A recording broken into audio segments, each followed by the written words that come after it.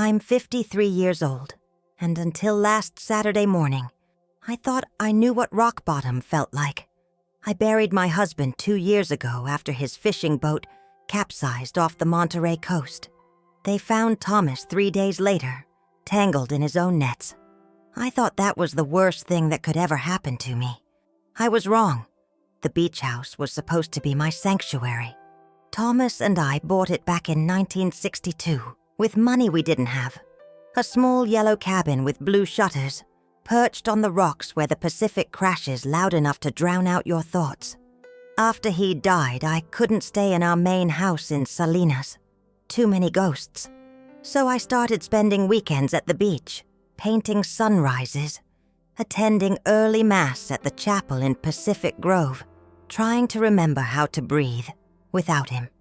Every Friday for 2 years I made that drive down Highway 1. Same routine, same grocery bag with coffee and strawberries and cream. Same quiet weekend alone with the ocean.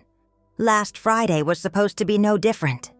But when I pulled into the gravel driveway, there was a car I recognized. My daughter's yellow Datsun, parked crooked near the porch.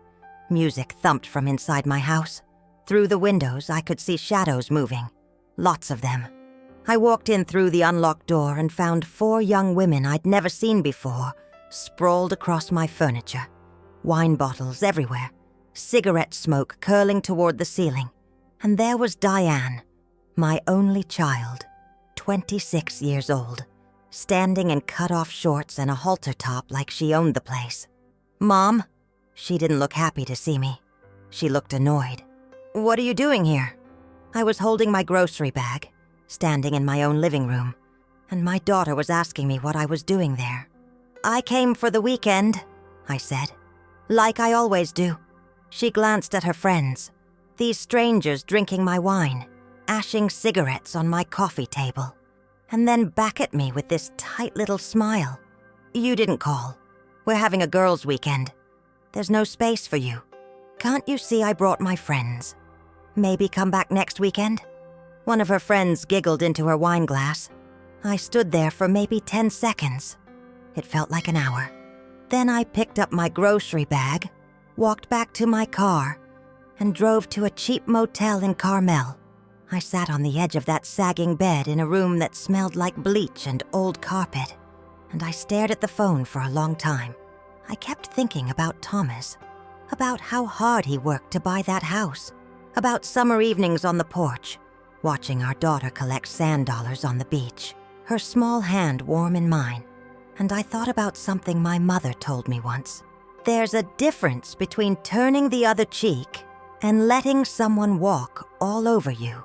Grace doesn't mean surrender. At 6 o'clock the next morning, I made 3 phone calls, a locksmith, a lawyer, the sheriff's office. By 8:30, I was standing on my own porch with a deputy and a locksmith, watching new brass deadbolts get installed on every door, front door, back door, side gate. When the locksmith finished, he handed me a ring of shiny new keys. Then I knocked, 3 times, hard. It took a minute, but eventually I heard movement inside, shuffling feet, confused voices.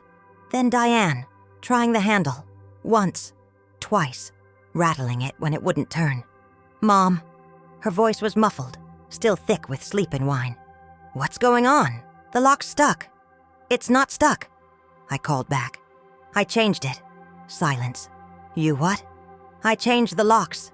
This is my house. I need you and your friends to gather your things and leave." What happened next? The screaming, the crying, the things she said to me. I'm still trying to process.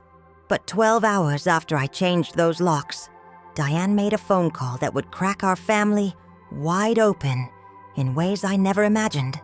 My sister called me a monster. My brother-in-law said I'd regret this for the rest of my life. Diane left a message saying she'd take me to court, that what I did was illegal, that her father would be ashamed of me. That last one almost broke me, because maybe she's right.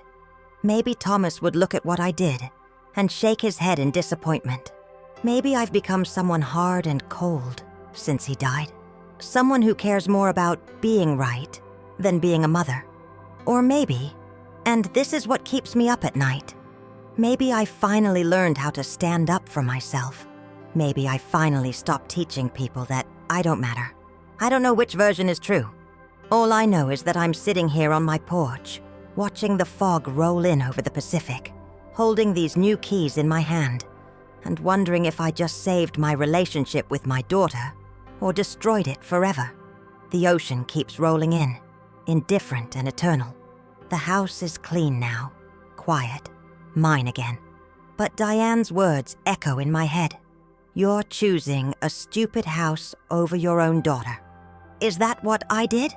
Did I choose wood and nails and ocean views over flesh and blood? Or did I choose myself? And if I did, if that's what this really is, does that make me strong or selfish? I don't have the answers yet. All I know is that in the past 48 hours, I've lost my daughter and found something I didn't even know I was missing. My voice, my spine, my right to take up space in my own life. Whether that's worth what it cost me, well, I guess I'm about to find out. This is the story of how one weekend by the sea became a reckoning. How a mother and daughter almost destroyed each other. And how sometimes the hardest act of love is letting someone fall so they can learn to stand on their own. The drive down Highway 1 always calmed me. Something about the way the road curved along the cliffs, the Pacific stretching out forever on my left, made the tightness in my chest ease up. I'd rolled the windows down in my Chevy wagon, letting the salt air whip through my hair, still mostly brown, though silver threads were starting to show at my temples. 53 years old, and I was finally learning to drive with the windows down. Thomas used to tease me about that. "Evie," he'd say, "you're missing the whole point of living by the ocean if you keep yourself sealed up like a can of tuna." I smiled at the memory, even though it hurt. 2 years gone, and I still heard his voice in my head most days. The grocery bag on the passenger seat shifted as I took the exit toward Monterey. I'd stopped at the Safeway in Salinas before heading out, picked up coffee, eggs, sourdough bread from the bakery section, a small container of strawberries, butter, cream for my coffee, the simple things I needed for a quiet weekend alone. I'd also bought a new set of paintbrushes at the art supply store on Main Street. The old ones were so worn down they barely held bristles anymore, but I'd been putting off replacing them. Seemed wasteful somehow, spending money on myself. Father Morrison would probably say that was pride in reverse. "Self-neglect isn't humility, Evelyn," he'd told me once after Mass, when I'd mentioned I was skipping the parish luncheon to save a few dollars. "It's just another way of saying you don't matter." He had a way of cutting through my excuses that made me uncomfortable and grateful at the same time. The beach house came into view as I rounded the final curve. A small wooden structure painted pale yellow with blue shutters, perched on a rocky outcrop about 50 yards from the waterline.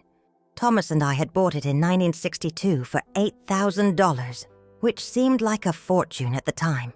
He'd worked double shifts at the cannery to make the down payment. We'd spent 15 summers there, teaching Diane to swim in the freezing Pacific water, building bonfires on the beach, falling asleep to the sound of the waves. But something was wrong. There was a car in the driveway, a bright yellow Datsun 510, parked at an angle like someone had been in a hurry. Diane's car. I recognized the dent in the rear bumper from when she'd backed into a fire hydrant last Christmas. My stomach did a small flip. I hadn't told her I was coming this weekend. We'd barely spoken in the past month, actually. Our last conversation had been tense. She'd called asking to borrow $300 for rent, and I'd said no. Not because I didn't have it, but because it was the 4th time in 6 months, and I was starting to suspect the money wasn't going toward rent at all. "You don't trust me," she'd said, her voice going cold in that way that reminded me too much of my own mother. "I love you, but I need you to stand on your own 2 feet," I'd replied. She'd hung up without saying goodbye. I pulled in next to her Datsun and sat for a moment with the engine running. Music thumped from inside the house. something with a heavy bass line that made the windows vibrate. Through the front window, I could see movement, shadows passing back and forth. I turned off the engine and gathered my grocery bag. The front door was slightly ajar. I pushed it open and stepped inside. The living room looked like a college dormitory had exploded. There were 4 young women sprawled across my furniture, one on the sofa with her feet propped on the coffee table, 2 more sitting cross-legged on the floor, playing cards, another leaning against the wall near the kitchen, smoking a cigarette. Wine bottles, at least 6 of them, most empty, lined the kitchen counter. Someone had left a pot of something burned on the stove. The air smelled like cigarette smoke, cheap perfume, and scorched tomato sauce. None of them looked at me when I walked in. The music was too loud. Joni Mitchell, I think. Or maybe Fleetwood Mac. They all sounded the same to me. Diane emerged from the hallway wearing cut-off denim shorts and a red halter top that showed too much skin. Her dark hair, the same shade as mine used to be, was pulled back in a messy ponytail. She had a wine glass in one hand and a cigarette in the other. She stopped when she saw me. For just a second, something flickered across her face. Guilt, maybe, or surprise. But it vanished so quickly I might have imagined it. "Mom." She said it like a question, but not the kind that wanted an answer. More like an accusation. I set the grocery bag on the small table by the door. "Hi, sweetheart. I didn't expect you to be here." One of the girls on the floor looked up then, a blonde with dark roots and too much mascara. She elbowed her friend, and they both went quiet, watching us. Diane took a drag from her cigarette and exhaled slowly. "What are you doing here?" "I came for the weekend, like I usually do." My voice sounded smaller than I wanted it to. "I brought groceries." She glanced at her friends, then back at me. Her expression was flat, unreadable. "You didn't call." "I didn't think I needed to call. It's my house." The words came out sharper than I intended, and I saw her jaw tighten. The blonde girl giggled, actually giggled, into her wine glass. "We're having a girls' weekend," Diane said, gesturing around the room with her cigarette. "Can't you see I brought my friends? There's no space for you." The air seemed to thicken. I looked around at the 4 strangers in my living room, at the mess they'd made, at my daughter standing there like I was the intruder. "No space," I repeated quietly. "Yeah." She took another drag, not meeting my eyes. "Maybe you could come back next weekend. We'll be gone by Sunday night. Promise." The blonde girl whispered something to her friend. They both smirked. I felt something crack inside my chest, something that had been holding steady for 2 years, through the funeral, through the loneliness, through all the nights I'd sat on this very porch, missing Thomas so badly, I thought I might dissolve into the ocean air. "Diane." "Mom." She cut me off, her voice taking on that edge I'd heard more and more lately. "Please, don't make this weird. We're just trying to have a good time." I stood there holding my car keys, while 4 strangers stared at me, and my daughter waited for me to leave my own house. "Okay," I heard myself say. "Okay." I picked up the grocery bag, suddenly embarrassed by the strawberries, by the cream, by the stupid paintbrushes I'd bought myself, and walked back out the door. The drive to Carmel took 20 minutes, but I barely remember it. I kept the radio off, kept my eyes on the road, didn't let myself think about anything except finding a place to stay for the night. I ended up at the Sea Breeze Motor Lodge on Ocean Avenue, a squat pink building that probably looked charming in the 1950s, but now just looked tired. The woman at the front desk was reading a paperback romance novel and barely looked up when I asked for a room.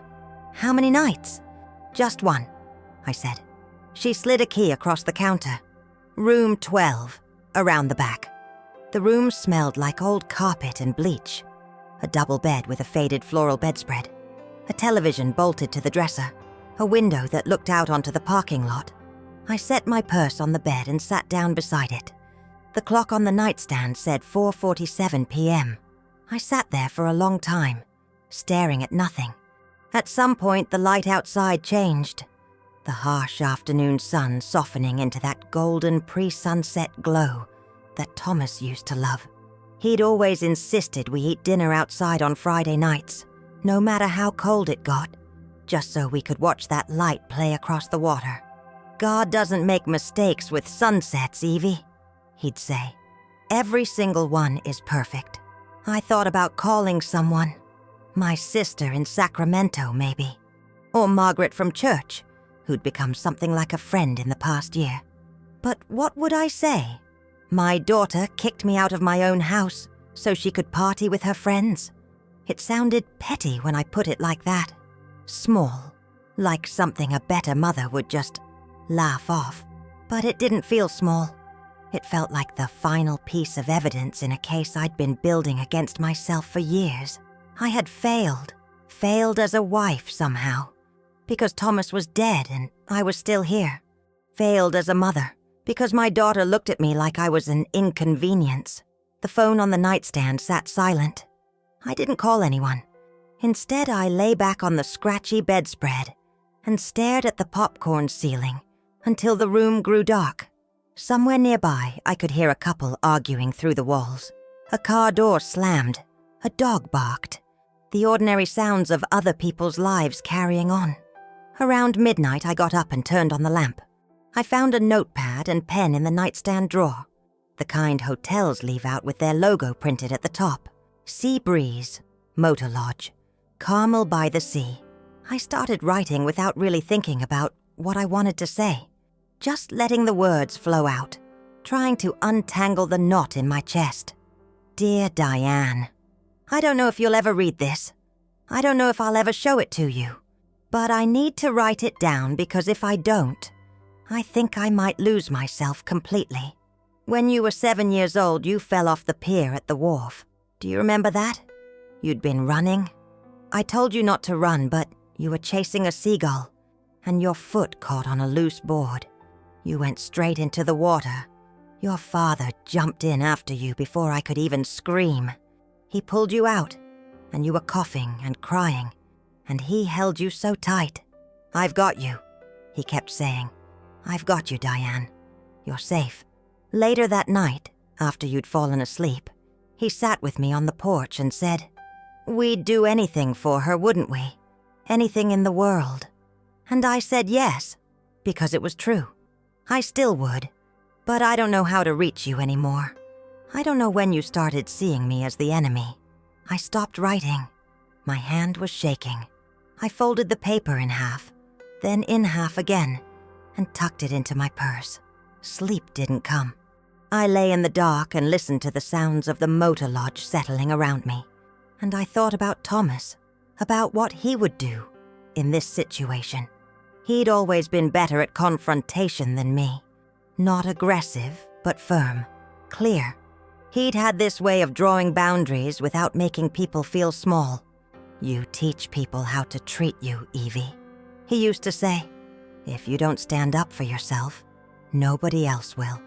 Around 3 a.m, something shifted inside me. It wasn't anger exactly. It was something colder, clearer, a kind of quiet resolve I hadn't felt in years. I got up, turned on the light again, and found the yellow pages in the drawer beneath the phone book.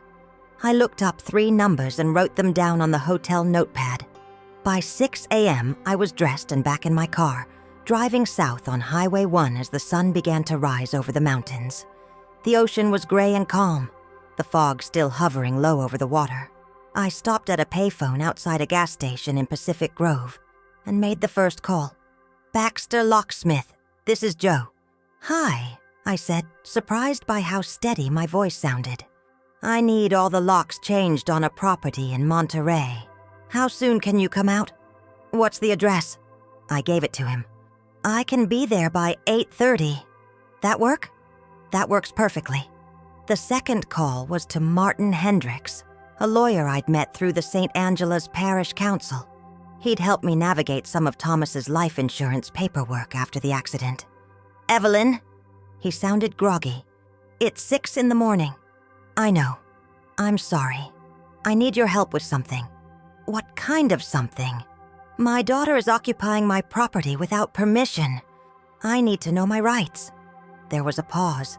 Then, give me the details. I told him everything.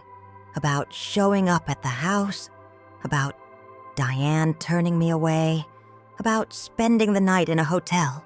The house is in your name alone? Yes. Thomas left it to me. Then legally, you have every right to change the locks and ask her to leave. But, Evelyn, he hesitated. Are you sure you want to do this? Family disputes can get ugly fast. I'm sure, I said. The third call was the hardest. Monterey County Sheriff's Office.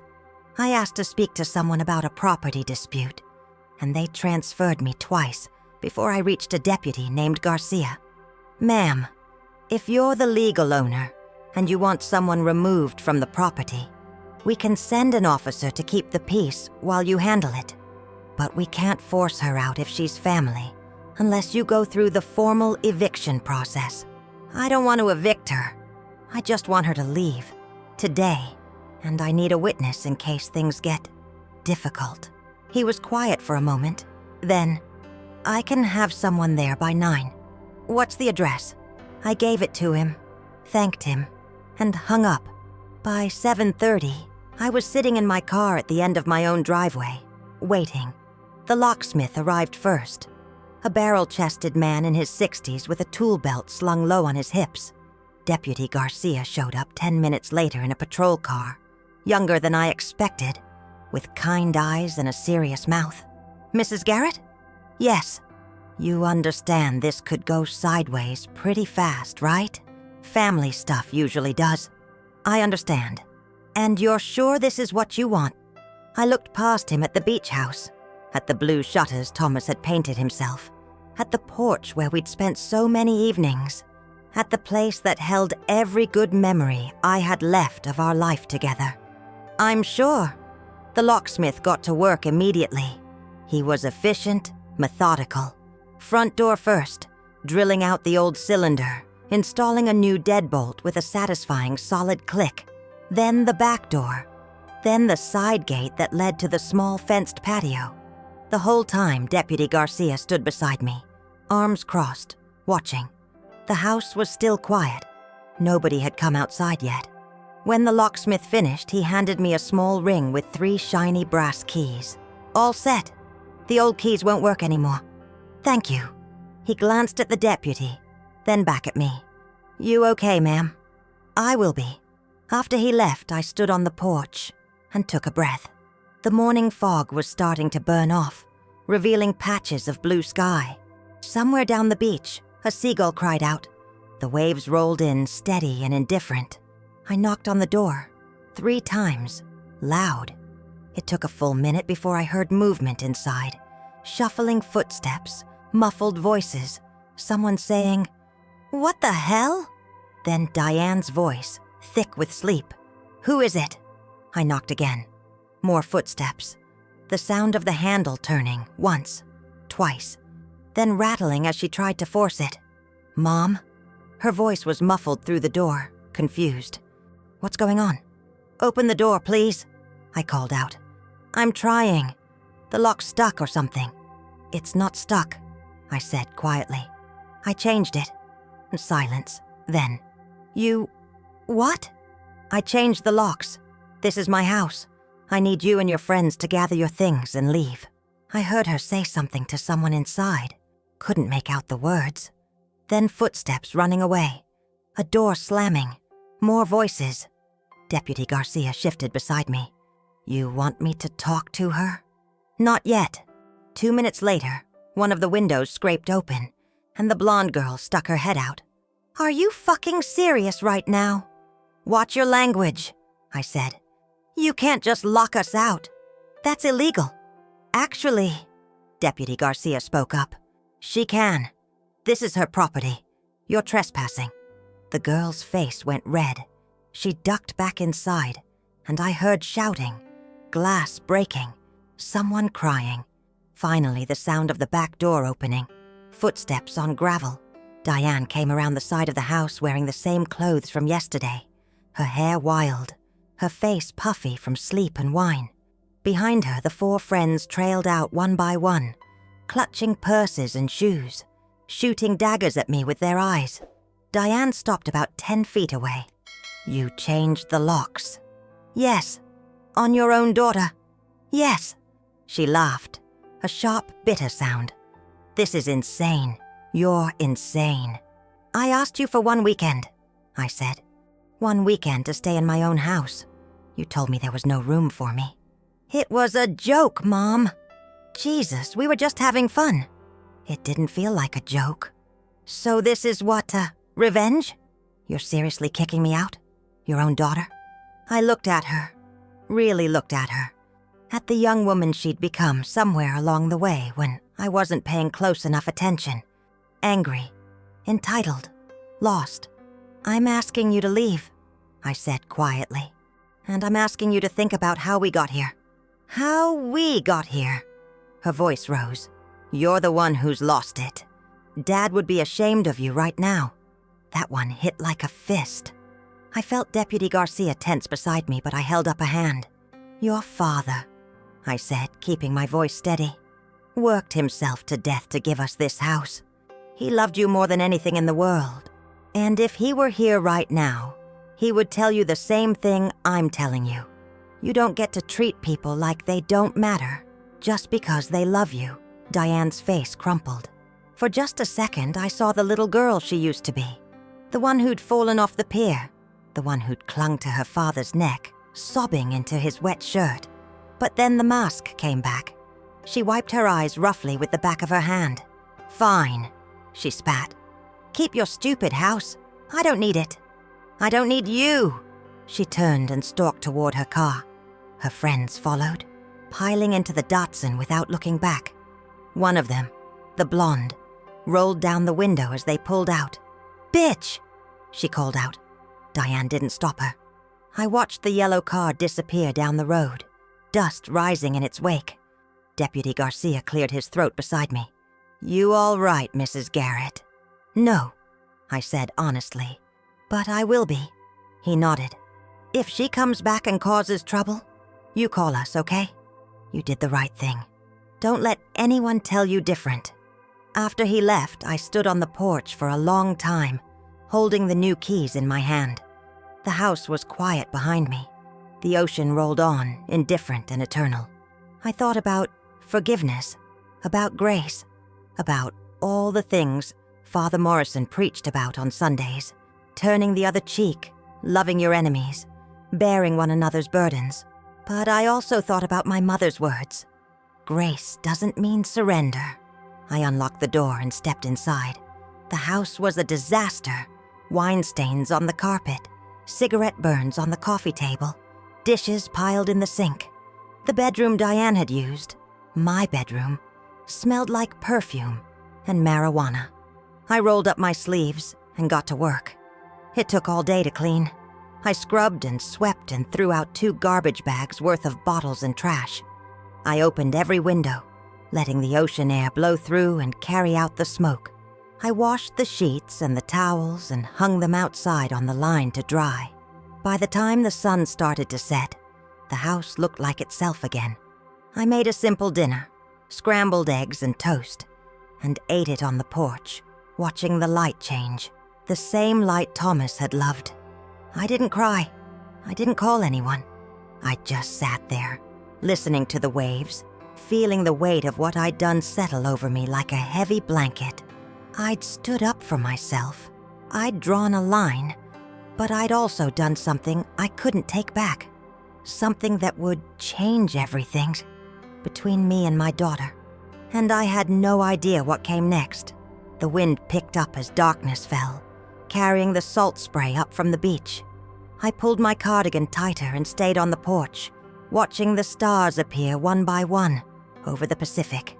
Somewhere out there, Diane was probably telling her friends what a terrible mother I was, probably drinking more wine, nursing her wounded pride, plotting her next move. But I wasn't thinking about her right now. I was thinking about Thomas, about the man who jumped into the ocean without hesitation to save our daughter, about the man who'd worked double shifts, so we could afford this little piece of paradise. About the man who'd believed in boundaries and dignity and standing up for yourself, even when it hurt. I hope I did the right thing, I whispered into the wind. I hope you'd be proud of me. The ocean answered with the steady crash of waves against the rocks. And somewhere deep inside me, underneath all the pain and uncertainty, I felt the first stirring of something I hadn't felt in a long time. Not quite peace. Not yet. But maybe the beginning of it. I sat there until the cold drove me inside, then locked the new door behind me and went to bed in the clean sheets, in my own house, alone. Tomorrow would bring whatever it would bring. The phone started ringing at 7:30 Monday morning. I was standing at the kitchen counter, watching the coffee percolate, when the sound cut through the quiet. I'd spent Sunday painting on the porch, a watercolor of the fog rolling in over the rocks, and had gone to bed early, exhausted in a way that felt clean, earned. But now my stomach tightened as I stared at the phone on the wall. It rang 4 times before I picked up. Hello, Evelyn. My sister's voice, sharp and tight. What the hell did you do? I closed my eyes. Good morning, Linda. Don't good morning me. Diane called me last night. She was hysterical. She said you changed the locks on her and threw her out in front of her friends. She said you had the, police there. That's not exactly... How could you? Your own daughter, Evelyn. Your only child. I took a breath, trying to keep my voice steady. Did she tell you why I changed the locks? She said you showed up without calling and got mad that she was using the house for the weekend. I showed up at my house for my planned weekend. She told me there was no room for me and that I should leave. Silence on the other end. Then, well, you could have just, I don't know, gone to a hotel for one night. Been flexible. She's going through a hard time, Evie. She lost her father. I lost my husband. That's different, and you know it. Is it? My hand tightened on the phone cord. Linda, she kicked me out of my own house. She didn't ask to use it. She just took it. And when I showed up, she looked at me like I was an inconvenience. So you humiliated her in front of her friends. Real mature. The anger that had been simmering since Saturday morning suddenly flared hot. She humiliated herself. I just stopped enabling it. You've changed, Linda said quietly. Since Thomas died, you've gotten hard. That one landed like a punch. Maybe I have. Maybe I had to. Well, don't come crying to me when she cuts you out of her life completely. You're pushing her away, Evelyn, and you're going to regret it. She hung up before I could respond. I stood there with the dead phone in my hand, listening to the dial tone, feeling the shame creep up my neck. My sister had always had a way of making me doubt myself, even when I knew, somewhere deep down, that I was right. The coffee had finished percolating. I poured myself a cup and sat at the small kitchen table, watching the morning light play across the water. Was I being too hard? Too unforgiving? I thought about the parable of the prodigal son that Father Morrison had preached on last month. The son who'd squandered his inheritance and come home in rags, and the father who'd run out to meet him, throwing a feast in his honor. The older brother had been angry, understandably so, but the father had said, "We had to celebrate and be glad, because this brother of yours was dead and is alive again. He was lost and is found." But Diane hadn't come home in rags, asking for forgiveness. She'd come to take what she wanted, and when I'd gotten in the way, she'd pushed me aside like I was nothing. There was a difference between offering grace to someone who was genuinely repentant and letting someone walk all over you because you were afraid of conflict, wasn't there? The phone rang again. I almost didn't answer it. Hello? Mrs. Garrett? This is Sheila from Dr. Brennan's office. We have you down for a cleaning on Wednesday at 2, but we need to reschedule. Would Thursday work? Thursday's fine. Great. We'll see you then. I hung up and realized I'd been holding my breath. Just the dentist. Normal life carrying on. I spent the rest of Monday cleaning out the garage, a project I'd been putting off for months. Thomas's fishing gear was still there, hanging on hooks he'd installed himself. His tackle box, his boots, his rain slicker still smelling faintly of salt and diesel fuel. I couldn't bring myself to get rid of any of it yet, so I just organized it, wiped everything down, made it neat, as if he might come walking through the door any minute, asking where I'd put his lucky lure. Tuesday, I drove back to Selena's. I needed to check on the house there, collect the mail, water the plants. The drive gave me too much time to think. What if Linda was right? What if I was pushing Diane away for good? But then I remembered the look on her face when she'd told me to leave. The casual cruelty of it. The way her friends had laughed. No, I'd done the right thing. Hadn't I? The house in Salinas felt empty and stale. I opened the windows, sorted through a week's worth of junk mail and bills, and checked the answering machine. 3 messages.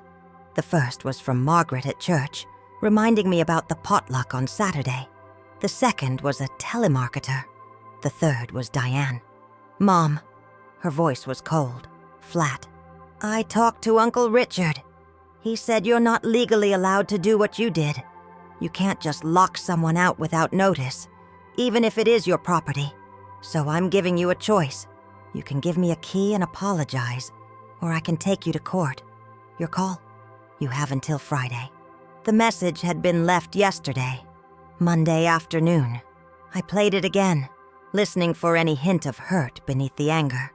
Any crack in the armor that might suggest she was struggling with this as much as I was. There was nothing, just ice. I called Martin Hendricks. Evelyn, I was wondering when I'd hear from you. Diane left me a message. She's threatening to take me to court. He sighed.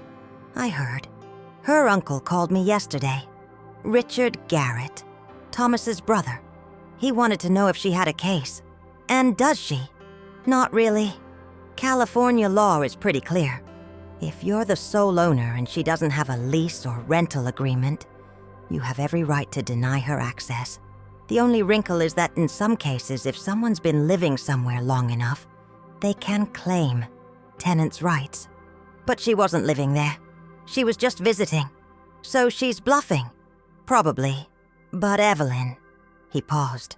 Even if she doesn't have a legal case, she can still make your life difficult.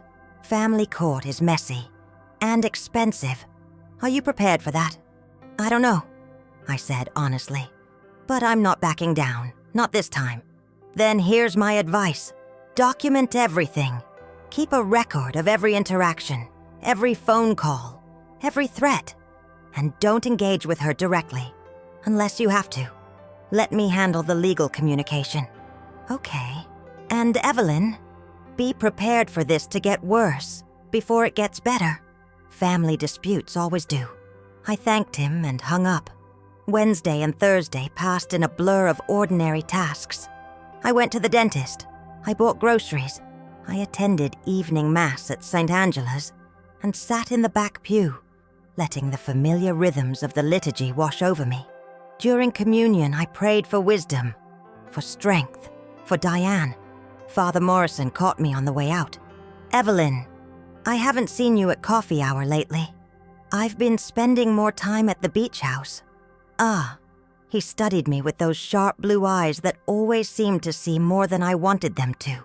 How are you holding up? I'm fine, Father. You're a terrible liar. I managed a weak smile. I'm managing. If you need to talk, my door's always open. You know that. I know. Thank you. I drove home feeling lighter somehow. Just knowing that someone cared enough to ask made the weight a little easier to carry.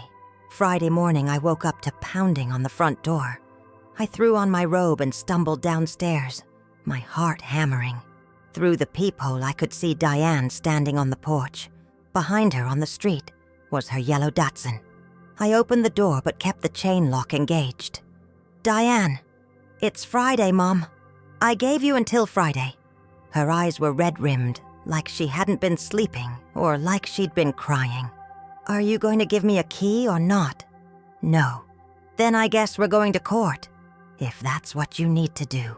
She laughed, that same bitter sound from Saturday. You're really going to do this?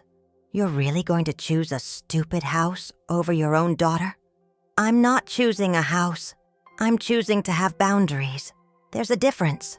Boundaries. She said it like it was a dirty word. You know what I think? I think you're punishing me because you're miserable. Because Dad's gone and you can't handle being alone, so you're taking it out on me. The words hit like a slap. That's not fair, isn't it? You've been a completely different person since he died. Distant, cold, always judging me, always making me feel like I'm not good enough. I've never said you weren't good enough. You didn't have to say it. Her voice rose, cracking. You just look at me with that disappointed face, like everything I do is wrong, like I'm such a failure compared to perfect Dad, who never did anything wrong in his entire life. Your father wasn't perfect. Save it. She wiped her eyes roughly. I'm done. I'm done trying to make you happy. I'm done pretending we're some perfect little family, when the truth is, we've been broken for years. Maybe Dad's death just made it obvious. She turned and walked back to her car. I stood in the doorway, clutching my robe, feeling like the ground had opened up beneath me. Diane, wait. But she was already driving away. I closed the door and sank down onto the bottom step of the staircase, shaking. Her words echoed in my head. You've been a completely different person. Distant, cold. Was that true? Had I been punishing her for my own grief? I thought about the past 2 years, about how I'd pulled away from everyone after Thomas died, from my friends, from my sister, from Diane, how I'd wrapped myself in solitude like a protective shell, afraid that if I let anyone too close, I'd shatter completely. But I hadn't meant to push Diane away. I'd just been trying to survive, hadn't I? I spent the weekend at the beach house trying to lose myself in painting, but every brushstroke felt wrong. The colors were muddy. The compositions were off. I finally gave up Saturday afternoon and just sat on the porch, staring at the ocean. Margaret had called twice, asking if I was coming to the potluck. I'd let it go to voicemail, both times. Sunday morning, I forced myself to go to Mass. I sat in my usual spot in the back pew and tried to focus on Father Morrison's homily. He was talking about the parable of the unforgiving servant, the man who'd been forgiven a massive debt, but refused to forgive his fellow servant, a small one. We've all been given the gift of mercy, Father Morrison said, his voice carrying through the small chapel. The question is, are we willing to extend that same mercy to others, even when it's hard, even when we feel justified in our anger? I felt the words settling on me like stones. After Mass, Father Morrison caught me again at the door. Walk with me, he said. It wasn't a request. We walked along the path that circled the church grounds, past the small cemetery where Thomas was buried. I hadn't visited his grave in over a month. Tell me what's going on, Father Morrison said quietly. And somehow, standing there in the cool morning air with the fog rolling in from the ocean, I found myself telling him everything. About Diane and the beach house and the locks and the phone calls and Friday's confrontation. He listened without interrupting. When I finished, he was quiet for a long moment. Do you think you did the right thing? He finally asked. I don't know. I thought I did, but now, I gestured helplessly. Maybe I'm just being selfish. Maybe I should have just let it go. Evelyn. He stopped walking and turned to face me. Setting boundaries isn't selfish. Standing up for yourself isn't a sin. But here's the question you need to ask. Are you drawing boundaries out of love or out of hurt? I don't understand. When we're wounded, we build walls to protect ourselves. That's natural. But walls and boundaries aren't the same thing. Walls keep everyone out. Boundaries invite people into relationship on healthy terms. He paused. Which one did you build? I thought about it. About the new locks. About refusing to give Diane a key. About the way I'd stood on that porch with Deputy Garcia, watching her drive away. I don't know, I whispered. Then maybe it's time to find out. He squeezed my shoulder gently. Pray about it. And when you're ready, reach out to her. Not to apologize for having boundaries, but to make sure she knows you still love her, that the door isn't locked forever. I nodded, not trusting my voice. We walked back to the church in silence. Before he went inside, he turned to me one more time. One more thing, Evelyn. Forgiveness isn't about pretending you weren't hurt. It's about choosing to love someone, even though they hurt you. It's the hardest work you'll ever do, but it's the only thing that sets us free. I drove back to the beach house and sat on the porch for a long time, watching the waves roll in, thinking about walls and boundaries, about mercy and justice, about Diane's face when she'd said, "I'm done." I thought about Thomas, about how he would have handled this. He would have been firm, yes, but he would have left the door open. He would have made sure Diane knew that no matter how angry he was, he still loved her. I hadn't done that. I'd been so focused on standing up for myself that I'd forgotten to show her that she still mattered. Around sunset, I went inside and sat down at the kitchen table with a pen and paper. I started to write a letter. Dear Diane, I've been thinking about what you said on Friday, about how I've changed since your father died, about how I've been distant and cold. You're right. I have changed. Grief does that to people. It hollows you out and makes you hard in places you used to be soft. I didn't mean to push you away. I was just trying to survive each day without falling apart.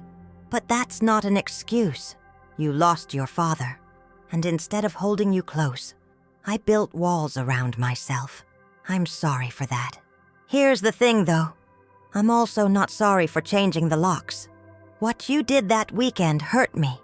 Not just because you took something without asking, but because when I showed up at my own house for my own planned weekend, you looked at me like I was in the way, like I didn't matter. I need you to understand something. Standing up for myself doesn't mean I don't love you. It means I love myself enough to expect better. From you, from everyone. Your father taught me that. He used to say, "You teach people how to treat you." And for too long, I've taught people that I don't matter, that my needs come last, that I'm willing to disappear to make room for everyone else. I'm not willing to do that anymore. But here's what I want you to know. The door isn't locked forever. I'm not cutting you out of my life. I'm just asking you to see me. Really see me.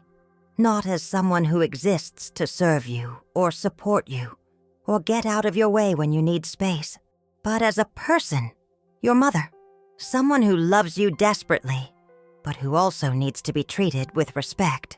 If you can do that, if you can meet me halfway, then we can rebuild this. It won't be easy. We've both said things we can't take back. We've both hurt each other, but I believe it's possible. I'm not asking you to apologize. I'm just asking you to think about what kind of relationship you want with me. Because I want one, a real one, not one where I'm always bending and you're always taking. I love you, Diane.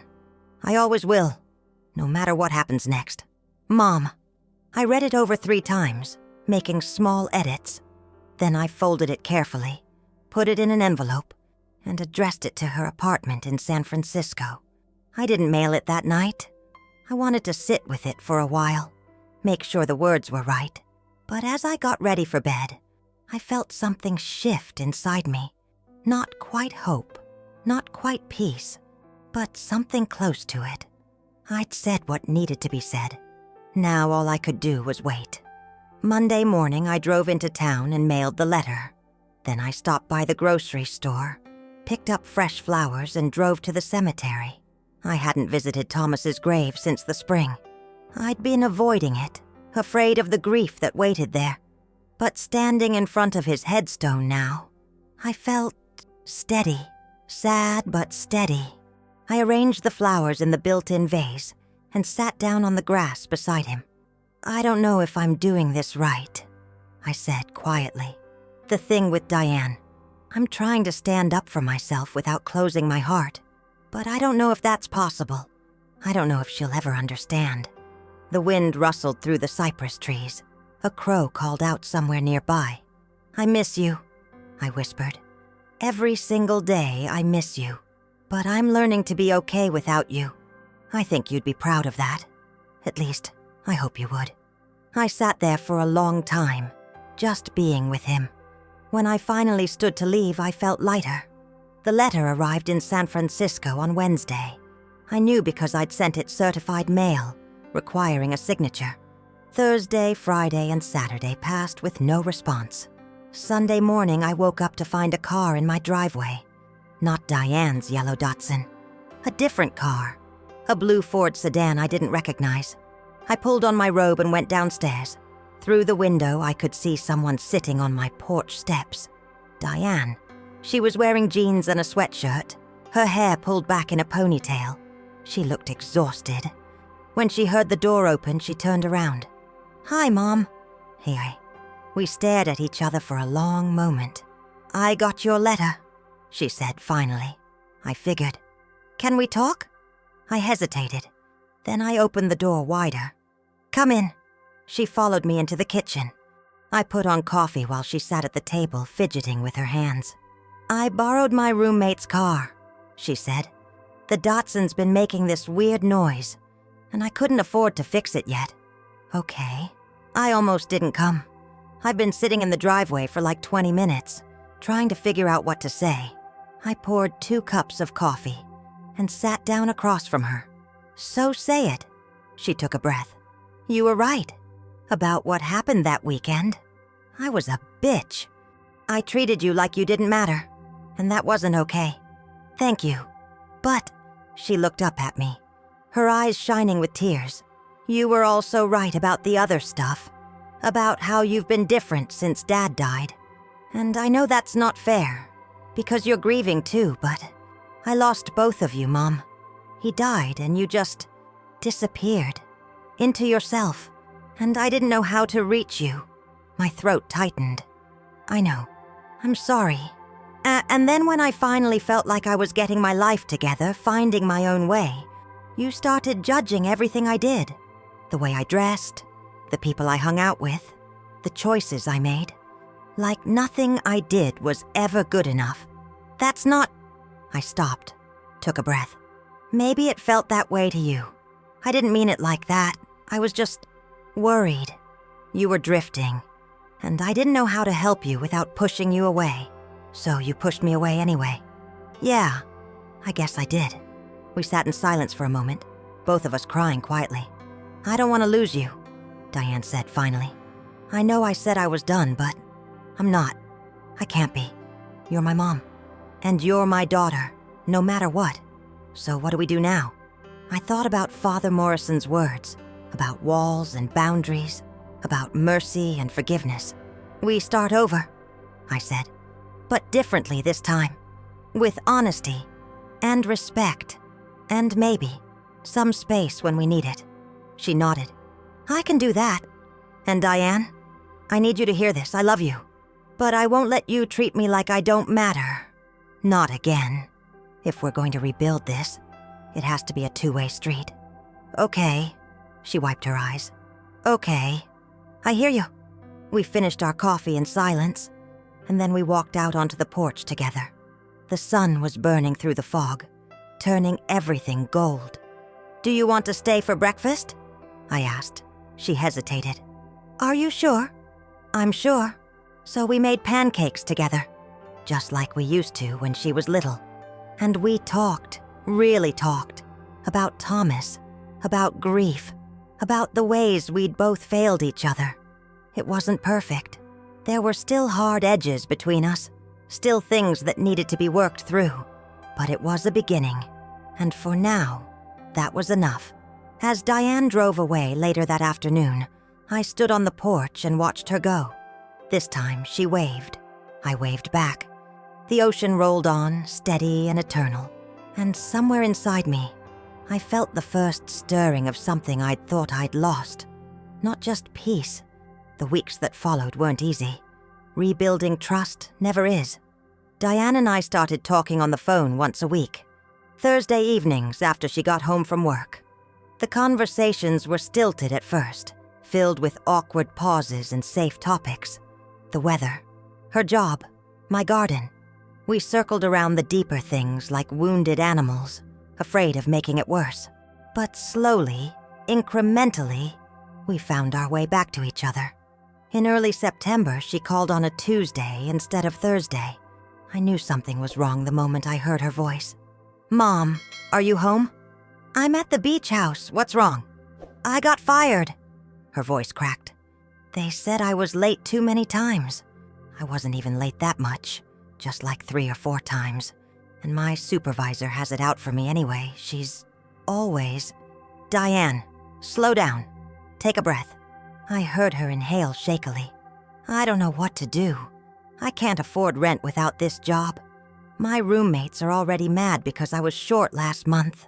I'm going to end up on the street, Mom. I don't know what to do." Every instinct in me wanted to fix it. To say, "Come home. I'll take care of everything. Don't worry." But I thought about Martin's advice, about boundaries, about teaching people how to treat you.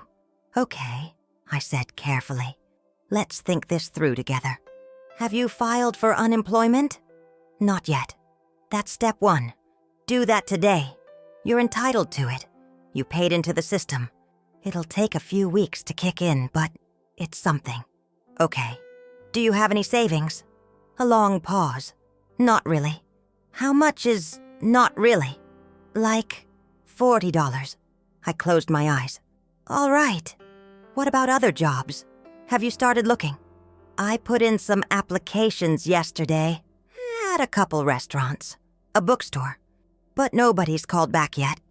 Keep trying. Someone will bite. In the meantime, I can lend you money for this month's rent." "Really?" The relief in her voice was palpable. "But it's a loan, Diane, not a gift. We're going to write it down, and you're going to pay me back when you can, even if it's $20 a month. Agreed?" Silence. Then, quietly, "Agreed. And I want you to make me a promise. No more showing up late to jobs. No more excuses. If you're going to rebuild your life, you have to show up. Every day. Even when it's hard." "I know. Do you? Because this is a pattern with you, sweetheart. And I love you. But I can't keep catching you when you fall if you're not willing to learn how to stand." I heard her crying softly. "I'm trying, Mom. I really am. I know you are. And I'm here. But you have to meet me halfway." We talked for another hour, working through a budget, making a plan. By the time we hung up, she sounded steadier. Scared, but steadier. I wrote her a check for $600 and mailed it the next day, along with a note. "This is an investment in your future. Don't let me down. But more importantly, don't let yourself down. I believe in you. Mom."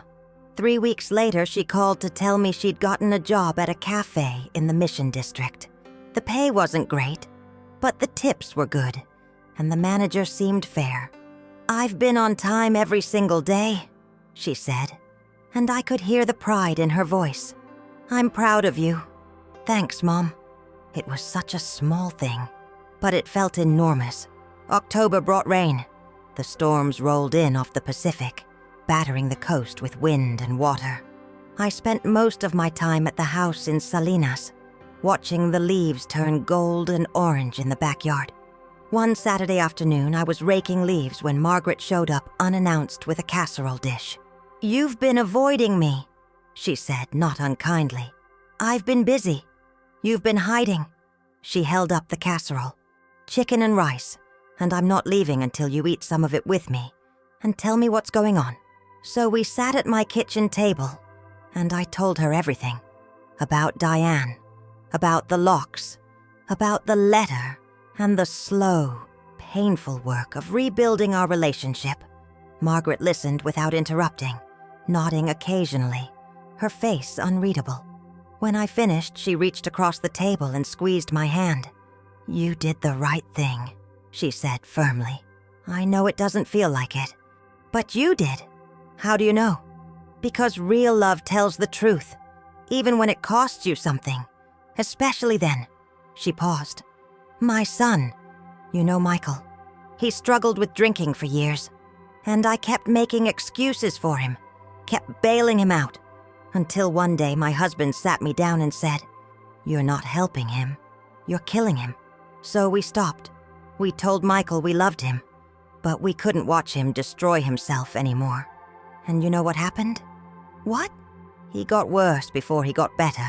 He blamed us, said we'd abandoned him, didn't speak to us for 8 months. She smiled sadly. But then he hit bottom, and he finally got help. And now he's 2 years sober and coaching Little League and calls me every Sunday. Because we loved him enough to let him fall. I felt tears prickling my eyes. What if Diane doesn't get better? What if I pushed her away for nothing? Then at least you'll know you tried, that you didn't enable her into the ground.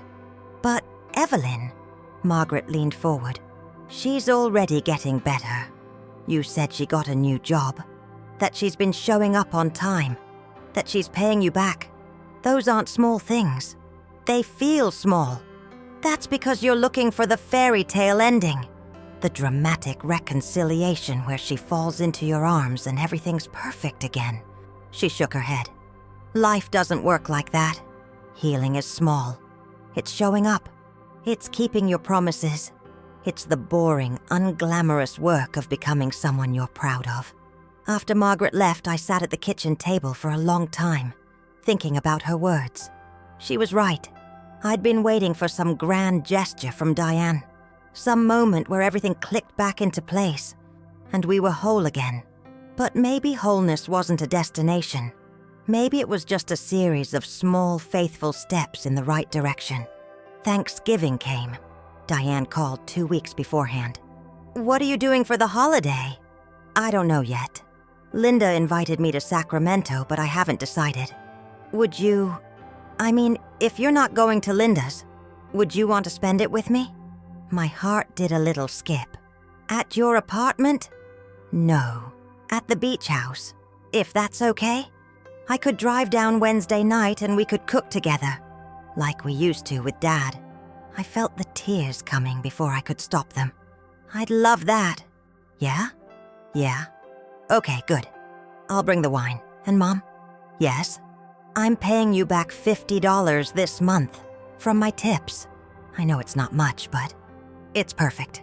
The days leading up to Thanksgiving were a strange mix of anticipation and anxiety. I cleaned the beach house from top to bottom, bought groceries, planned the menu. I kept second-guessing everything. What if it was awkward? What if we ran out of things to talk about? What if the ghost of Thomas hung too heavy over everything? But when Diane's borrowed car pulled into the driveway, Wednesday evening, and she got out with an overnight bag and a bottle of wine and that tentative smile on her face, all my anxiety melted away. "Hi, Mom." "Hi, sweetheart." We hugged, really hugged, for the first time in months. That night, we sat on the porch with mugs of tea and watched the fog roll in. We didn't talk much. We didn't need to. Just being together, in the same space, without tension crackling between us, felt like a miracle. Thanksgiving Day, we cooked. I made the turkey and stuffing. She made mashed potatoes and green beans. We worked side by side in the small kitchen, occasionally bumping elbows, laughing at our mistakes. "Remember when Dad tried to deep fry a turkey that one year?" Diane said, peeling potatoes. "And nearly burned down the garage. He was so confident it was going to work. Your father's confidence was not always backed up by competence." She laughed. A real laugh, the kind I hadn't heard from her in years. God, I miss him. Me too. We set the table with the good china, the set Thomas and I had gotten as a wedding gift. I lit candles. Diane opened the wine. Before we ate, I said, "Grace," something I hadn't done since Thomas died. "Bless this food and the hands that prepared it. Bless this home and the people who gather here. And thank you for second chances, for mercy, for the hard work of forgiveness. Amen." "Amen," Diane whispered. We ate slowly, savoring everything. The food, the conversation, the presence of each other. Halfway through the meal, Diane set down her fork. "Mom, I need to tell you something." My stomach tightened. "Okay. I've been going to therapy since September. The cafe I work at has a program where they cover part of the cost, so I can actually afford it. That's wonderful, Diane." "Yeah, it's been good. Hard, but good." She took a breath. "And one of the things I've been working on is taking responsibility for my stuff, for the ways I've hurt people." She looked up at me, her eyes shining. "I'm sorry, Mom, for that weekend in July, for the way I treated you. You didn't deserve that." I felt my throat close up. "Thank you. I was angry at you for a lot of things that had nothing to do with you, and I took it out on you because you were safe, because I knew you'd take it. And that wasn't fair." "No," I said quietly. "It wasn't. I'm working on it, on being better. It's not going to happen overnight, but I'm trying." I reached across the table and took her hand. "That's all I've ever wanted, for you to try." We finished dinner and did the dishes together, then moved back out to the porch with coffee and pie.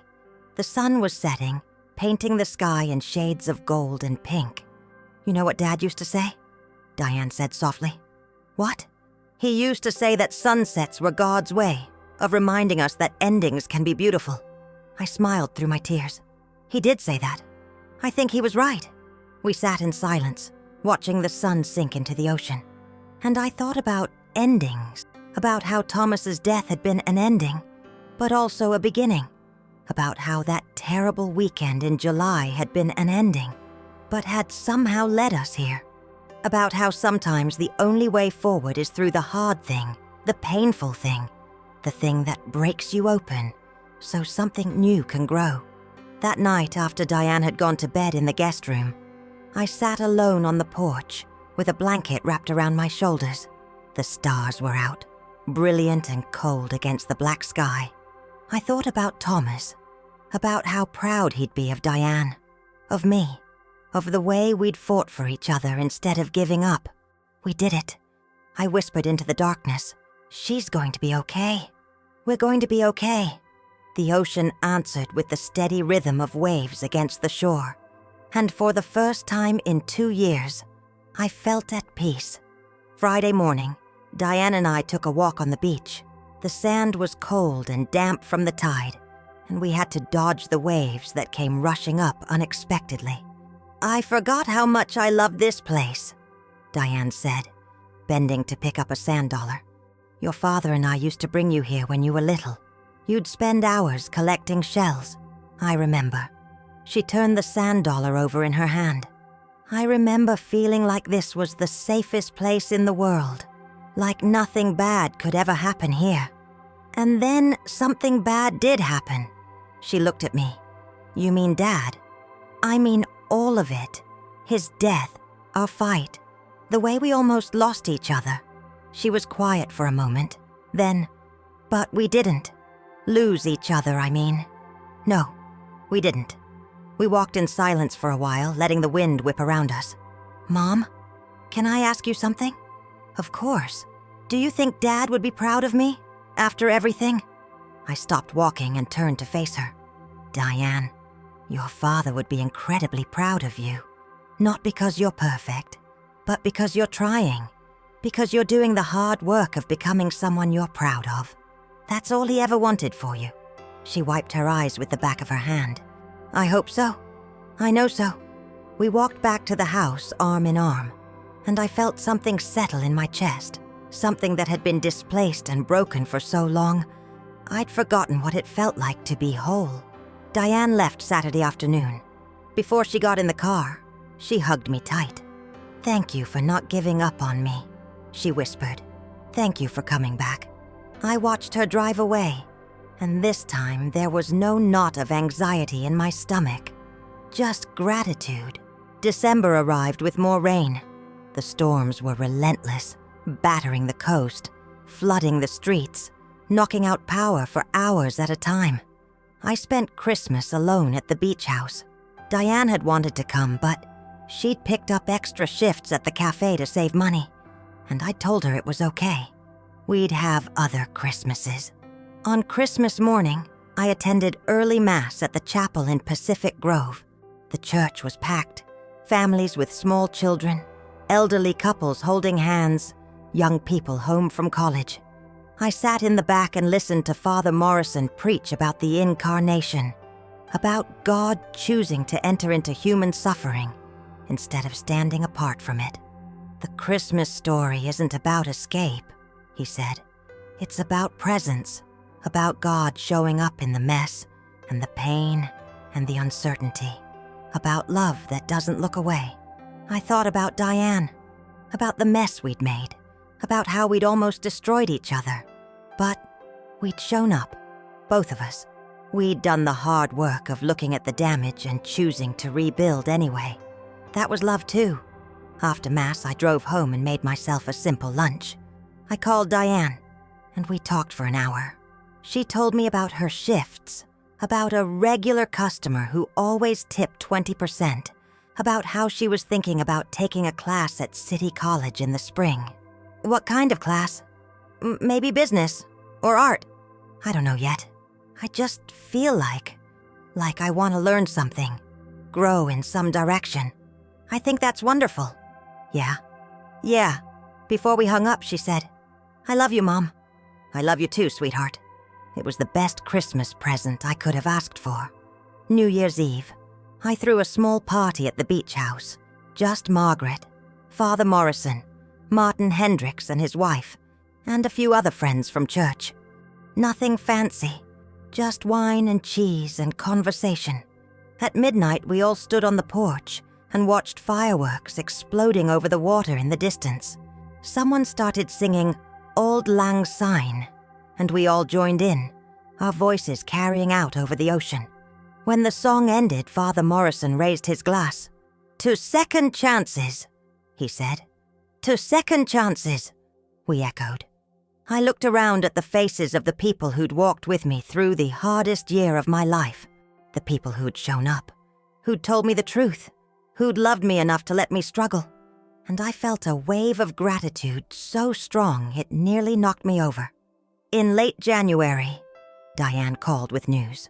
I enrolled in 2 classes at City College, Intro to Business and Beginning Drawing. Drawing? Yeah. I remembered how you used to paint on the porch, and I thought, maybe I'd try it, see if I'm any good. My heart swelled. I think that's perfect. Will you teach me? When I come visit? I'd love to. Cool. I'm coming down next weekend, if that's okay. More than okay. That weekend, we set up easels on the porch and painted together. Diane was terrible at first, all awkward angles and muddy colors, but she kept at it, laughing at her mistakes, trying again. "How do you make it look so easy?" she asked, squinting at her canvas. "Practice and patience, and accepting that most of what you create is going to be garbage at first." Very encouraging, Mom. I'm serious. The secret to art isn't talent. It's showing up and doing the work even when it's frustrating. She looked at me, really looked at me, and something passed between us. An understanding. "That's not just about art, is it?" "No," I said, "it's not." We painted until the sun started to set, and then we cleaned our brushes and sat on the porch with tea, watching the light change. "Mom?" "Yeah?" "I paid you back another $100. I'm almost halfway there." "You don't have to rush." "I want to. It's important to me." I nodded, feeling that familiar swell of pride. "Okay. And Mom, thank you. For that weekend in July. For changing the locks." I looked at her in surprise. "Really? Really?" I was so angry at the time, but I needed it. I needed you to stand up to me, to show me that actions have consequences, that I couldn't just keep taking and expecting everyone to be okay with it. She set down her mug. "You saved me, even though it didn't feel like it at the time." I felt tears streaming down my face. "I was so scared that I'd lost you. You almost did, but you didn't, because you loved me enough to risk it." We sat together as the stars came out, mother and daughter, broken and mended, and learning to trust each other again. Spring arrived slowly, tentatively. The storms gave way to clear skies and warm sun. The wildflowers bloomed along the coastal highway, poppies and lupines and Indian paintbrush, turning the hills gold and purple and red. In March, Diane got a promotion at the cafe, shift supervisor, with a small raise. She called me immediately, breathless with excitement. I know it's not a huge deal, but it's a huge deal. I'm so proud of you. Thanks, Mom. I couldn't have done it without you. Yes, you could have. You did this yourself. In April, she paid me the last $50 she owed me. I tried to tell her she didn't need to, that I'd already forgiven the debt, but she insisted. A promise is a promise, she said. I took the money and put it in an envelope with her name on it. Someday, when she was ready, I'd give it back to her, for a down payment on a car maybe, or the first month's rent on her own apartment. Something to help her build the life she was working so hard to create. In May, on what would have been Thomas's 57th birthday, Diane and I drove to the cemetery together. We brought flowers, irises, his favorite, and sat on the grass beside his headstone. "Hi, Dad," Diane said quietly. "I'm sorry it's been so long. I didn't know how to come here without falling apart, but I'm doing better now. Mom helped me. Actually, we helped each other. I think you'd like that." I reached over and took her hand. "We miss you," I said. "Every day we miss you. But we're okay. We're more than okay. We're learning how to be whole again." The wind rustled through the trees. A bird sang somewhere nearby. "I think he hears us," Diane whispered. "I think so too." We sat there for a long time, the three of us together again, in the only way that was left to us, and it was enough. On a Saturday in early June, I was painting on the porch when I heard a car pull into the driveway. I looked up to see Diane's yellow Datsun, finally fixed apparently, coming to a stop. She got out with a paper bag in her arms. "Surprise! I brought donuts. You didn't tell me you were coming." "I know. I wanted to surprise you." She climbed the porch steps and set the bag on the table. "I have news. Good news or bad news?" "Good news. Great news, actually." She took a breath. "I got accepted into a program at State Business Administration. It starts in the fall." I stood up and pulled her into a hug. "Diane, that's incredible." "I know. I didn't think I'd get in because my grades from community college weren't great. But I wrote this essay about everything. About what I've learned this year. About accountability and second chances. And I guess they liked it. I'm so proud of you." "Thanks, Mom." She pulled back, smiling. "So I was thinking, maybe I could come stay here for the summer. Help you fix the place up a little before school starts. I've been saving money and I could pay rent." "You don't need to pay rent. I want to contribute something." I thought about it. About boundaries. About second chances. About the careful, delicate work of rebuilding trust. "Okay," I said. "You can stay.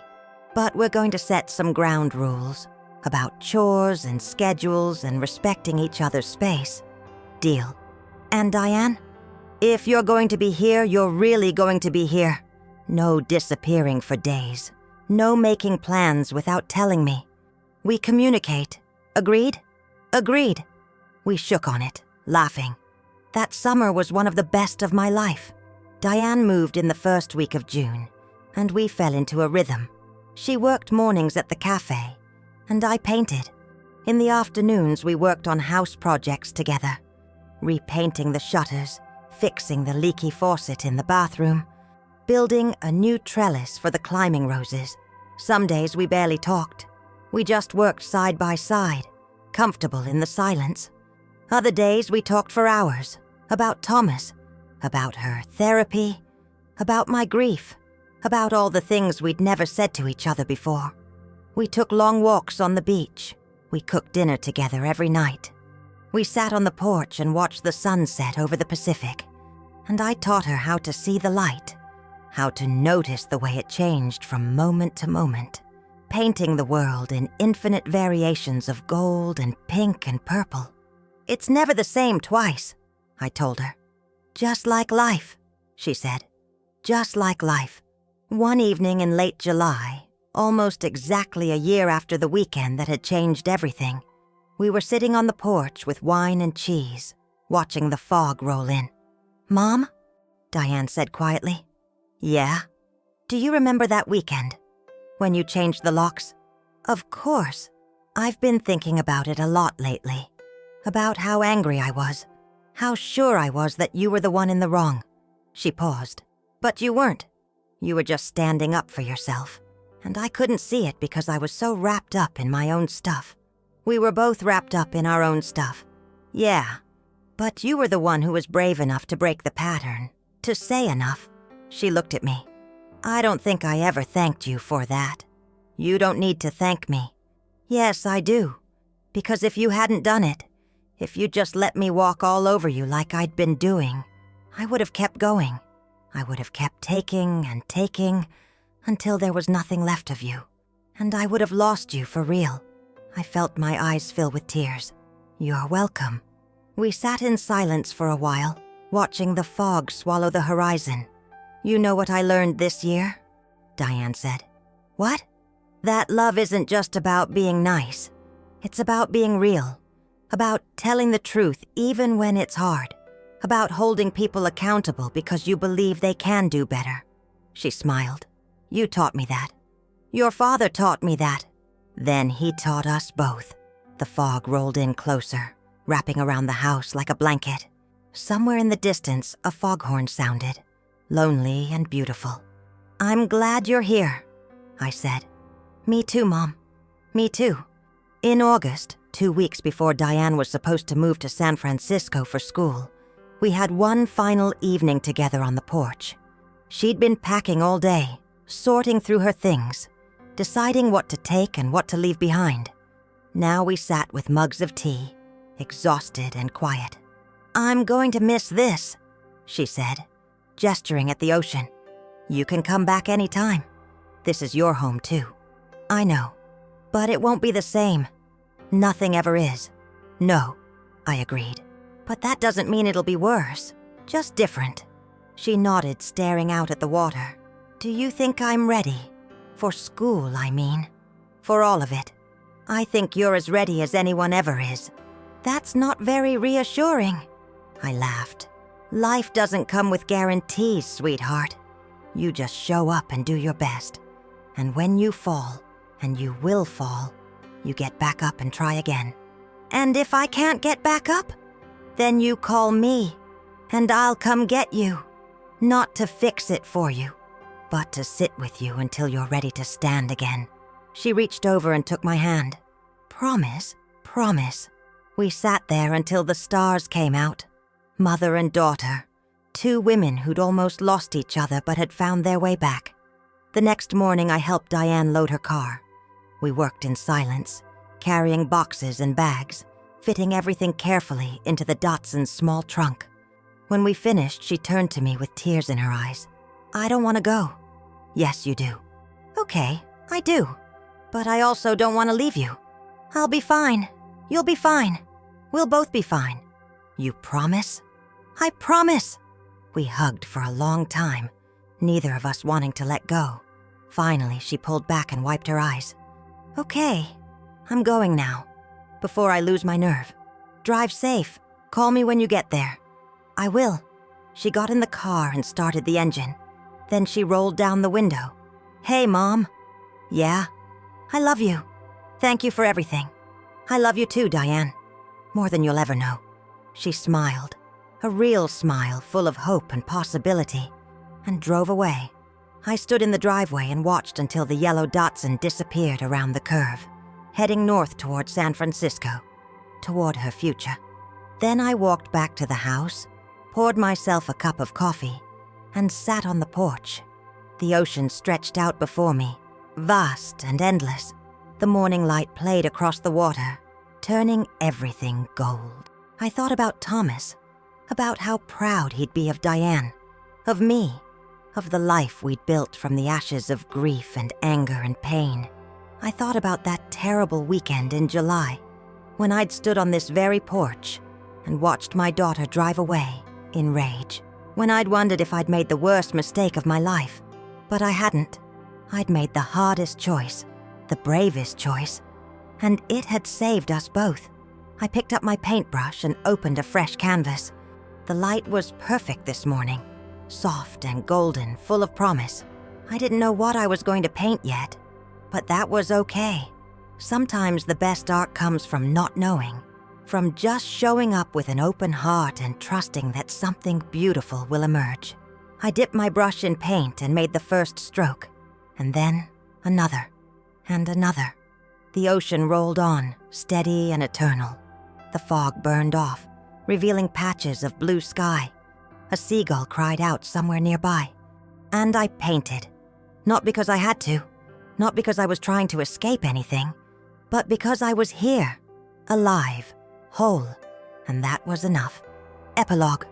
2 years later, I stood in the crowd at San Francisco State's graduation ceremony, craning my neck to see the stage. The arena was packed with families, all of us holding our breath, waiting for our children to walk across and receive their diplomas.